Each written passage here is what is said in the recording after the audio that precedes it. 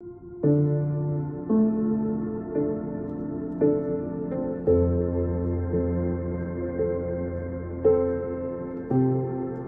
buen día, queridos hermanos. Les damos la más cordial bienvenida a nuestro repaso de la lección, a nuestro comentario desde la Iglesia Central Adventista de Tuxtla Gutiérrez. Un gusto saludarles. Cristian, bienvenido.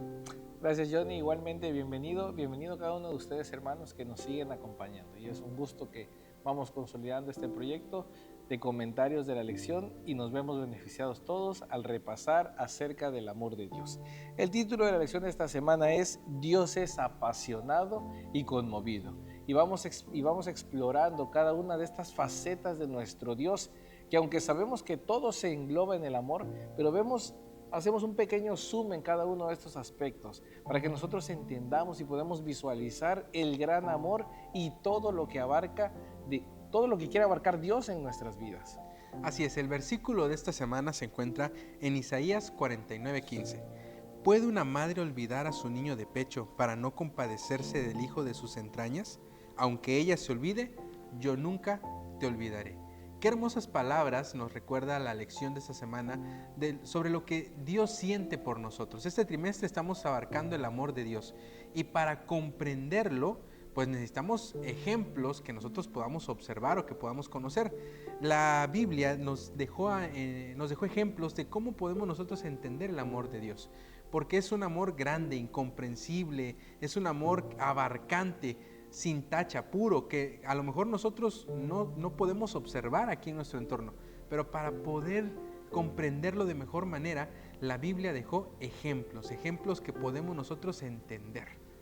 Y en este primer mes que estamos terminando de este trimestre, nos hemos enfocado solamente en el amor. El título de la lección en general es El amor de Dios y su justicia.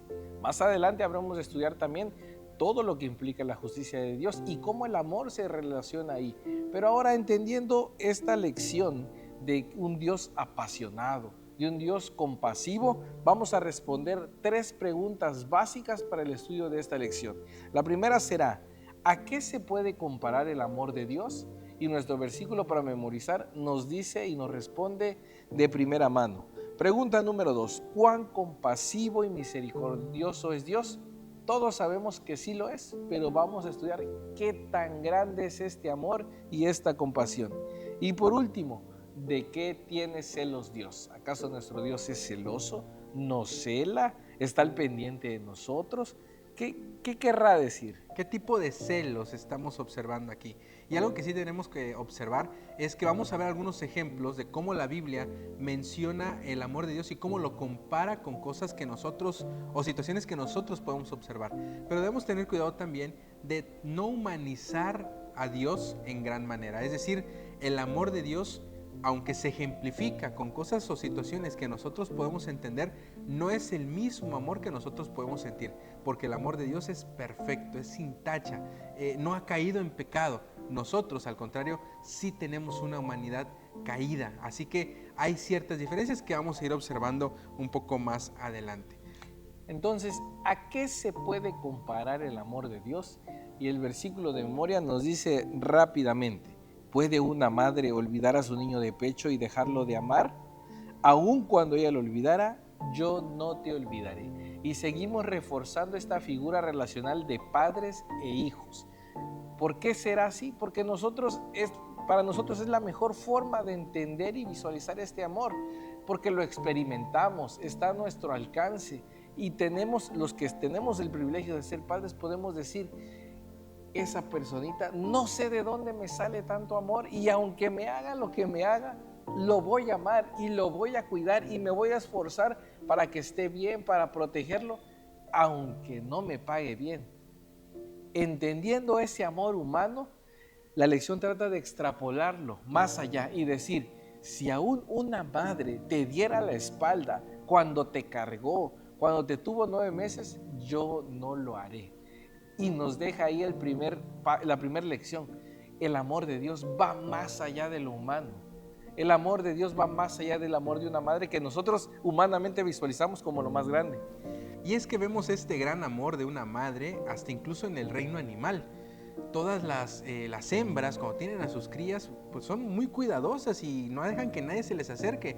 desde animales de corral hasta animales en la selva. Y la Biblia está mencionando aquí el amor de madre. Si es tan grande e incluso casi imposible, por así decirlo, que nos pueda rechazar, la Biblia dice, aunque una madre te rechace, yo nunca te dejaré, para que podamos imaginar el tamaño del amor y el compromiso del amor de Dios por cada uno de nosotros. En Jeremías 31:20 dice, Hijo precioso, niño en quien me deleito, dice él que tendrá misericordia. Y aquí hay un término, misericordia es la palabra raham o raham, la cual se relaciona también con el útero de la madre. Quiere decir que es un amor que proviene del útero de la madre. Este término nos hace entonces reseña para que tú, ser humano, entiendas el amor que Dios tiene para ti. Es semejante, se asemeja al amor que la madre siente desde que tiene a su hijo en el útero. Entonces eso nos refuerza esa idea de que esta relación padre e hijo, madre e hijo que nosotros experimentamos, la podemos multiplicar por 1000, por 1,000,000 y no se compara al amor de Dios. Porque aunque nosotros le demos la espalda a Dios, aunque nosotros nos portemos mal, desobedezcamos o permanezcamos en nuestro camino erróneo, equivocado de pecado, Dios siempre nos tiene sus brazos de amor abiertos. Y ese, como bien comentabas, Cristian, al principio, cuando estábamos platicando acerca de quienes tenemos la oportunidad de ser padres, hay un amor muy sincero ahí, muy puro, que no depende de la respuesta. Es decir, si el niño, si la niña no nos responde, como padres seguimos queriéndolos y amándolos. Y ese es el ejemplo que nos está dejando la Biblia, que a pesar de que somos desobedientes, Dios nos sigue amando. Sin embargo, tampoco tenemos que abusar de ese amor creyendo que podemos hacer lo que queramos. Es un amor incondicional, pero las consecuencias de nuestros errores o de nuestra desobediencia pues va a estar ahí también. Exacto. En Oseas 11 se nos va narrando un poquito la historia de la relación del pueblo de Israel y Dios. Y cómo Dios empieza a decir cómo los libró de la esclavitud, los cuidó en Egipto y los condujo por un buen camino. Pero ese pueblo constantemente estaba dándole la espalda, constantemente se levantaba en rebeldía contra Dios. Y hay un versículo en el 8, dice, mi corazón se conmueve dentro de mí, se inflama toda mi compasión. Y es aquí cuando habla acerca de entrañas conmovidas. Desde el interior de Dios se movía todo. ¿Por qué? Porque su pueblo no le era fiel, porque su pueblo no le era leal. Sin embargo, los que leímos todo ese capítulo, vemos que más adelante dice Dios, ¿actuaré yo como los seres humanos? De ninguna manera. Yo no soy así. Yo no voy a abandonar a mi pueblo. Y entonces, a pesar de que constantemente hacemos en nuestro lenguaje, podemos decir que las tripas se le retuerzan a Dios, que de coraje lo hagamos pasar momentos feos, pero aún así Dios nos ama. Dios nos ama y desecha nuestro mal actuar, desecha nuestros malos hábitos, nuestros pecados, pero a nosotros jamás nos va a desechar. Y este versículo, estos versículos, esta reflexión es importante porque creo que también nos hace voltear a ver a ese Dios amante, a ese Dios que siente, a ese Dios que le duele que nosotros seamos desobedientes, que le duele la desobediencia de su creación. Porque a veces creemos que Dios está muy alejado o que a lo mejor tendrá tantas cosas que hacer en el universo que nuestra desobediencia o nuestra rebeldía a lo mejor no le interese o no le importa. Pero estos versículos dicen que se le remueve el interior, que hay un enojo o hay un sentimiento más allá que lo hace sentirse de esa manera. Entonces somos importantes para Dios. No somos cualquier cosa o no somos un planeta entre muchos. Somos su creación. Nos ama tanto que incluso le remueve desde adentro lo que nosotros podamos hacer o dejar de hacer. Por eso tenemos un Padre amante, amoroso y misericordioso. Y es que en la lección anterior leíamos me parece que era Deuteronomio, donde decía que nos había escogido a nosotros, pero no porque éramos lo mejor, no porque éramos lo más grande, éramos el pueblo más insignificante y quizás el pueblo con más, o la especie con más defectos, con más tendencia a fallar, a errar, pero aún así Dios nos eligió y con su grande e infinito amor quiere que nos mantengamos firmes, fieles, para que Él nos deje desbordar todo ese gran amor y compasión. Ahora la pregunta siguiente es, ¿cuán compasivo y misericordioso es Dios? Ya vimos que es amante, Ya vimos cuánto nos ama y cómo lo compara con el amor de una madre. Pero ahora, ¿es compasivo y misericordioso? ¿Y cuánto es? En el Antiguo Testamento tenemos las historias bíblicas en las que Dios se presenta a los profetas, habla hacia ellos y, como lo acabamos de leer en Oseas, expresa su amor. En el Nuevo Testamento tenemos la compasión y misericordia de Dios expresada en el Señor Jesús, en Dios mismo hecho hombre. Nada más desde ese punto de vista, Dios mismo hecho hombre, ya hay un acto de amor, de compasión y de misericordia. Y en los evangelios tenemos algunos ejemplos de cómo Jesús presentó esta misericordia y este amor en el pueblo. En Mateo 14:14 dice: y saliendo Jesús vio una gran multitud y tuvo compasión de ellos y sanó a los que de ellos estaban enfermos. Jesús sintió compasión por esas personas. En Marcos 1:41 me llama la atención esta escena, porque había un hombre leproso ahí. Y cuando todo el mundo, toda la población de ese tiempo, la primera reacción al ver a alguien leproso era de temor, quizás de asco, de repulsión. Pero el amor de Dios, la compasión que tuvo al ver a esa persona sufrir y el hacer algo por sacarla de esa desgracia, va y contra todo pronóstico, contra toda costumbre o todo lo que esperaran las personas, aún sus discípulos, va y lo toca, como diciendo: no importa cuán sucio estés, no importa cuántos defectos tengas, si yo te alcanzo puedo cambiar tu vida. Y es ahí donde vemos la compasión de Dios, porque mientras todo el mundo nos puede dar la espalda, Dios nos tiende la mano. En Lucas capítulo 7 vemos también un incidente que me parece algo llamativo en el ministerio de Jesús, que es cuando él detiene una procesión fúnebre en la que iba una madre viuda con su hijo muerto. Este milagro o esta situación no se la pidieron a Jesús, él detuvo la procesión, se compadeció de la mujer, se compadeció de lo que estaba ocurriendo en este momento. Vemos cómo nuevamente el corazón de Jesús se enternece hacia una situación, hacia algo que estaba pasando. A lo mejor podríamos creer que Dios está tan alejado o tiene tantas cosas que hacer que no le interesa, pero es al contrario, le interesa todo lo que hagamos y todo lo que pasemos, así como sucedió con Jesús en este incidente. Y otro ejemplo rápido, en Mateo 15 podemos ver la escena de la alimentación de los 5,000. Pero lo importante que se había llevado a cabo ahí en un inicio era la predicación del Evangelio. Dios instruyendo, Jesús instruyendo a sus discípulos, pero también a toda esa multitud que lo seguía. Y si lo seguían era porque querían escucharlo.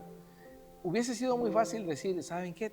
Terminó la prédica de hoy, terminó la clase, la sesión de este día, pueden retirarse a su casa.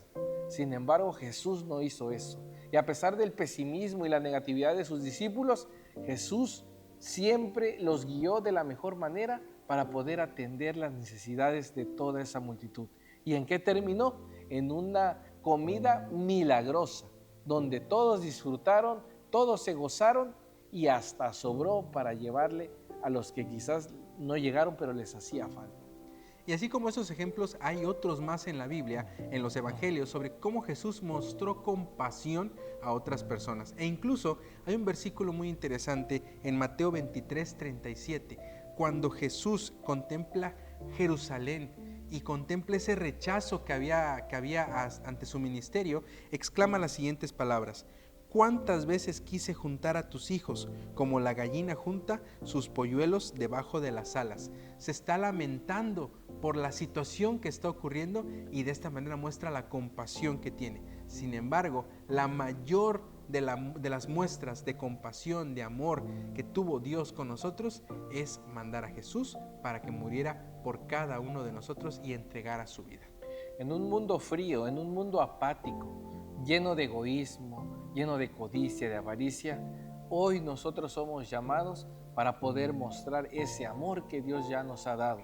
Si nosotros ya experimentamos ese amor, si nosotros ya gozamos de las bendiciones de Dios, es responsabilidad nuestra también ir con otros y compartir de ese amor. Tratar de abrazarlos, así como el versículo dice, como la gallina junta sus polluelos debajo de sus alas, y no ser indiferentes, no ser fríos con toda la gente ya que necesita una muestra de amor. Hay muchas personas que para poder acercarse o poder abrir su corazón al Evangelio necesitan una muestra de amor, de amistad, de empatía, para que así puedan abrir su corazón y recibir este mensaje de amor. Ahora, ¿cómo es el amor de Dios? La Biblia describe el amor o define las características del amor en 1 Corintios capítulo 13 versículos del 4 al 8. Estos son versículos muy conocidos porque quienes hemos asistido a alguna boda tal vez, pues normalmente se recitan dentro de la boda para ejemplificar el amor. La pregunta que me gustaría hacernos en esta ocasión es, ¿está hablando del amor de los seres humanos o el amor de Dios? Porque dice que el amor es paciente, bondadoso, no es envidioso, jactancioso, no guarda rencor, etcétera, etcétera. Y nosotros vemos que a lo mejor como seres humanos amamos, pero también guardamos rencor. Amamos, con condiciones. O con condiciones. ¿De qué amor está hablando en estos versículos? Yo creo que aquí está plasmando su naturaleza mediante este versículo, porque también dice que el amor nunca deja de ser, y eso lo podemos ver manifestado en la relación de Dios para con nosotros, a pesar de todo lo que hayamos hecho, a pesar de lo que hizo el pueblo de Israel. Lo liberaban, estaban viendo un rato, caían en idolatría, lo volvían a liberar, estaban viendo otro rato y caían en idolatría de nuevo. Era una relación en la que el pueblo constantemente le daba la espalda a Dios. Sin embargo, el que siempre permaneció en su estado de amor, de compasión y bondad, fue ese Dios bondadoso que hoy nos está llamando a ti y a mí. Estamos hablando en estos versículos del amor divino, del amor de Dios. Sin embargo, no quiere decir que no podamos nosotros tener ese amor. Es el ejemplo del amor al que nosotros debemos aspirar. Es el ejemplo de amor divino que nosotros debemos tener en mente cuando queramos parecernos a Dios, que esa es la finalidad del cristiano, parecerse a su maestro. Entonces, estos versículos son muy importantes porque nos indican las características de la naturaleza del amor y de cómo nosotros debemos guiarnos por ese amor. Ahora bien, ¿cómo podemos reflejar este amor en nuestra vida? Porque la aspiración es esa, que nuestro amor tenga estas características. Pues número 1, adorando a Dios, que es amor. La primera muestra de amor que nosotros podemos dar a Dios es adorándolo en todos los sentidos, en toda nuestra vida, no solamente cuando nos ve a la gente, sino hacerlo de corazón. Cuando hacemos eso, lo imitamos y entonces cumplimos con el siguiente paso, que es ser compasivos, ser bondadosos, ser amorosos con los demás. De esa forma nosotros estamos reflejando el amor de Dios y estamos dando fe que el amor de Dios habita en nuestro interior. Ahora bien, esto no se crea nada más de la noche a la mañana. También tenemos que hacerlo de la mano de Dios. Si nosotros le adoramos porque sentimos esa necesidad de amor, si nosotros empezamos a ser misericordiosos con los demás porque queremos alcanzar ese amor de Dios, le podemos pedir a nuestro Padre que nos dé ese amor, que nos transforme, que quite todo lo que es malo de nuestra vida y entonces lo transforme todo con amor y por amor. Entonces en esa transformación, en ese camino, estaremos pareciéndonos cada día más a Cristo, cada día más a nuestro Padre Celestial y pudiendo cumplir ese objetivo de poder amar a Dios y amar a los demás. Y es que la base de toda relación es la confianza. Y si algo nos hace falta y no podemos suplirlo por nosotros mismos, tenemos que pedírselo a Dios. Vamos a la última parte de nuestro comentario de la lección. La pregunta última era, ¿de qué tiene celos Dios?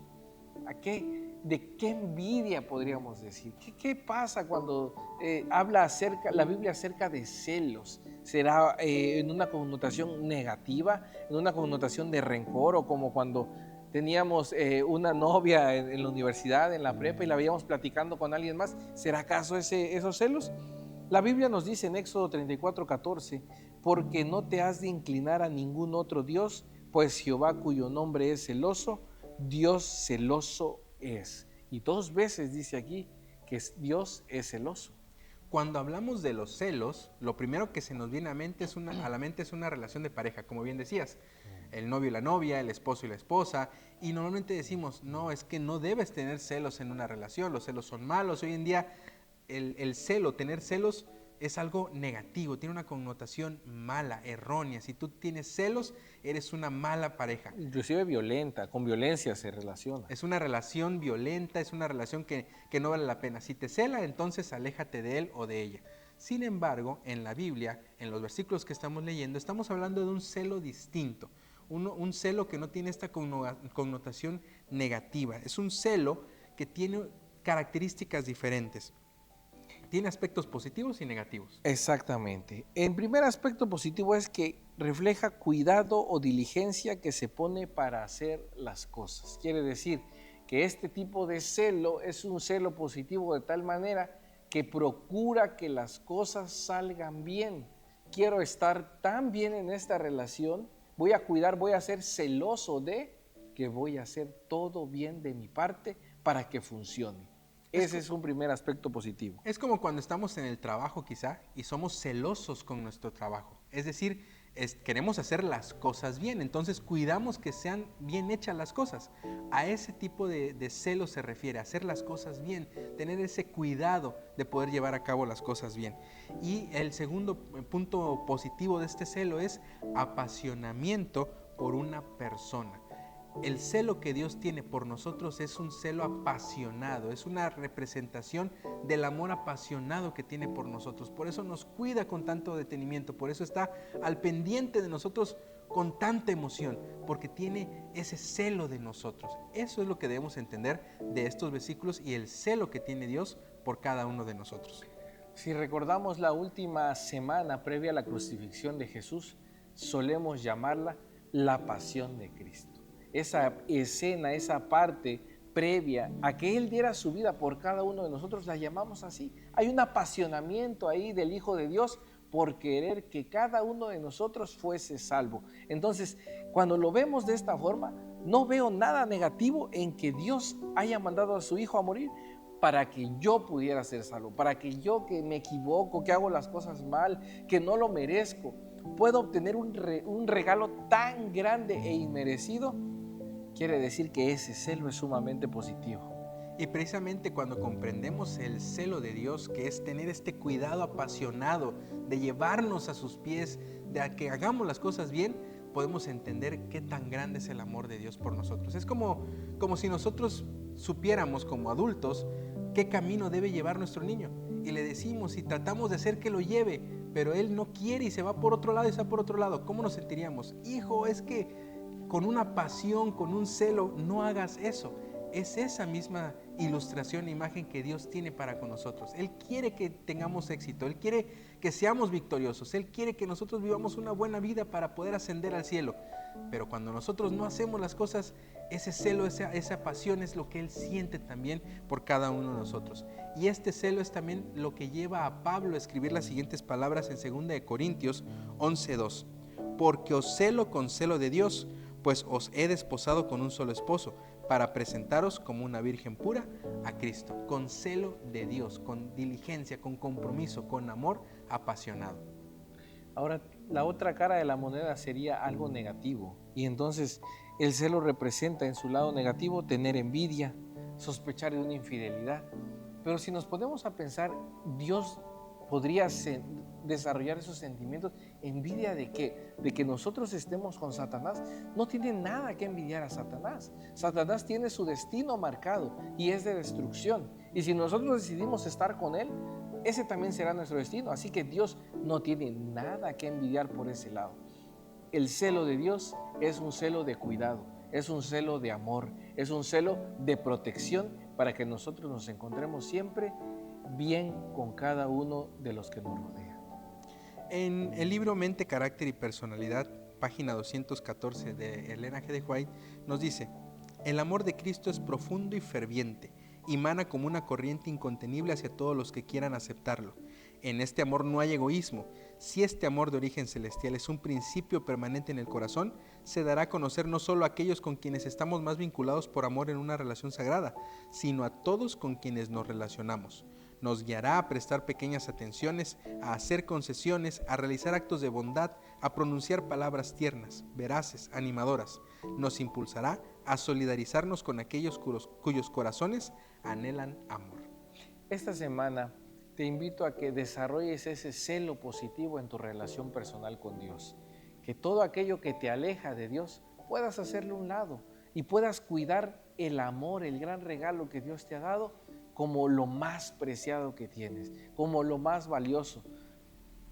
teniendo miedo de que si haces algo mal puedes perderlo. De esa manera hay que cuidarlo con un celo de protección, un celo de amor. Esta lección ha estado muy interesante porque nos presenta los sentimientos de Dios, cómo reacciona Dios ante nosotros y para que podamos entender de mejor manera todo su amor. Así que seguiremos estudiando sobre el amor de Dios, próximamente estudiaremos sobre la justicia de Dios y cómo estos dos conceptos que aparentemente quizá no van de la mano, se presentan de manera perfecta en nuestro Padre Celestial. Ha sido un gusto poder hacer este comentario de la lección con cada uno de ustedes y Cristian, te agradezco también el tiempo. Gracias, Johnny. Hermanos, esperamos que la próxima semana podamos vernos nuevamente y sigamos estudiando día a día, que nos propongamos tener un momento especial de intimidad con Dios. Les deseamos muchas bendiciones y nos vemos la próxima semana.